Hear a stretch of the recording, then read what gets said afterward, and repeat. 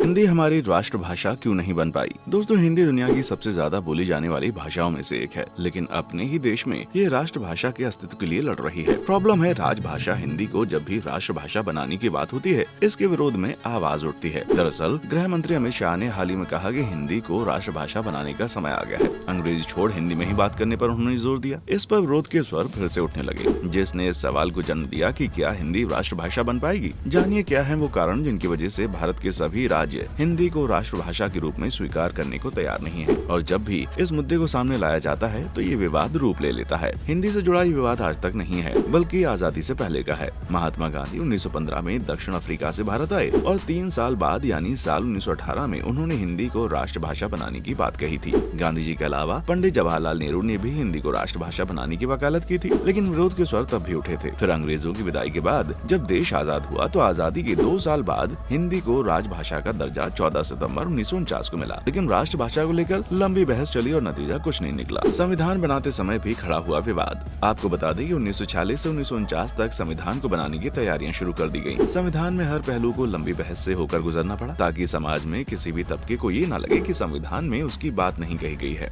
लेकिन सबसे ज्यादा विवादित मुद्दा रहा संविधान को किस भाषा में लिखा जाना है, किस भाषा को राष्ट्रीय भाषा का दर्जा देना है। इसे लेकर सभा में एक मत पर आना थोड़ा मुश्किल लग रहा था, क्योंकि दक्षिण के रिप्रेजेंटेटिव्स पर इसका अपना विरोध था। 1965 तक अंग्रेजी में कामकाज पर बनी थी सहमति। रामचंद्र गुहा की किताब इंडिया आफ्टर गांधी में एक जगह लिखा गया है कि मद्रास का रिप्रेजेंटेशन कर रहे टी कृष्णाचारी ने कहा कि अगर यूपी के दोस्त हिंदी साम्राज्यवाद की बात करें तो हमारी यानी दक्षिण भारतीयों की समस्याएं और न बढ़ाएं। उन्होंने कहा, यूपी के मेरे दोस्त पहले तय कर लें कि उन्हें अखंड भारत चाहिए या हिंदी भारत। लंबी बहस के बाद इस सभा फैसले पर पहुंची कि भारत की राजभाषा हिंदी देवनागरी लिपि होगी, लेकिन संविधान लागू होने के 15 साल बाद यानी 1965 तक सभी राजकाज के काम अंग्रेजी भाषा में किए जाएंगे। फिर आया 1965 का साल। उस समय लाल बहादुर शास्त्री देश के प्रधानमंत्री थे और व्यक्तिगत रूप से हिंदी के हिमायती थे। उन्होंने हिंदी को देश की भाषा बनाने का निर्णय ले लिया था। हिंदी को राष्ट्रभाषा का दर्जा देने की कोशिश की गई तो दक्षिण भारतीय राज्यों में विरोध बढ़ गया। ये विरोध और तेज हुआ, इसके चलते हिंसा होने लगी। इसमें 2 लोगों की मौत हो गई। दरअसल तमिलनाडु में हिंदी को लेकर विरोध 1937 से रहा है, जब चक्रवर्ती राजगोपालाचारी की सरकार ने मद्रास प्रांत में हिंदी को लाने का समर्थन किया, पर द्रविड़ कशगम डीके ने इसका विरोध किया।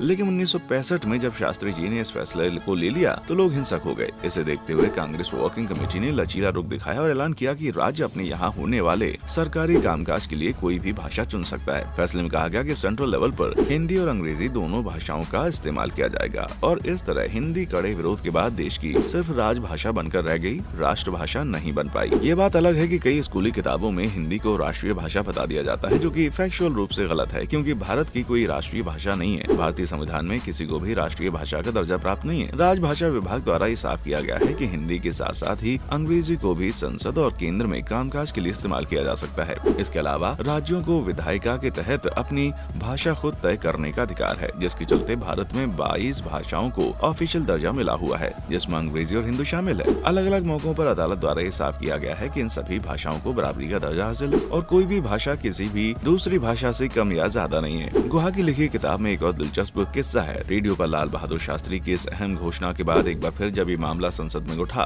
तो एंग्लो भारतीय मेंबर फ्रैंक एंथनी ने अंग्रेजी को स्वीकार नहीं करने की हिंदी भाषियों की असहिष्णुता पर चिंता जताई। इसके जवाब में जेबी कृपलानी ने मजाकिया अंदाज में कहा कि फ्रैंक को भारत में अपनी भाषा अंग्रेजी के खत्म होने की चिंता नहीं करनी चाहिए, क्योंकि अब तो हमारे बच्चे भी अम्मा पापा नहीं मम्मी पापा बोलने लगे हैं। यहाँ तक कि हम अपने कुत्तों से भी अंग्रेजी में बात करते हैं। अपने पैर जमा चुकी अंग्रेजी पर कृपलानी ने तंज करते हुए कहा, एंथनी को विश्वास दिलाया कि इंग्लैंड से अंग्रेजी गायब हो सकती है, लेकिन भारत से कभी नहीं। दक्षिण भारतीय क्यों करते हैं हिंदी का विरोध? विशेषज्ञों का कहना है कि विरोध प्रदर्शन इसलिए किया जाता है कि इसके बिना हिंदी को संरक्षण देने वाले लोग मजबूत हो जाते। दरअसल तमिल अपनी पहचान को अन्य लोगों की तुलना में अधिक गंभीरता से लेते हैं। तमिल भाषा और संस्कृति से प्यार करने वाले ये लोग थोपी गई भाषा पर मुखर ओढ़ते हैं। सिर्फ बातें होती हैं, कंक्रीट काम नहीं होता। वरिष्ठ कवि और हिंदी के प्रोफेसर सरोज कुमार ने हिंदी के राष्ट्रभाषा के मुद्दे पर बेबाक कहा कि जो लोग हिंदी के पक्षधर हैं वे निकम्मे हैं। वे सिर्फ बात करते हैं, लेकिन हिंदी के उत्थान और उसके प्रसार पर काम नहीं करते। यही नहीं, हमारे देश की बड़ी बड़ी संस्थाएं, बड़े प्रतिष्ठित लोग व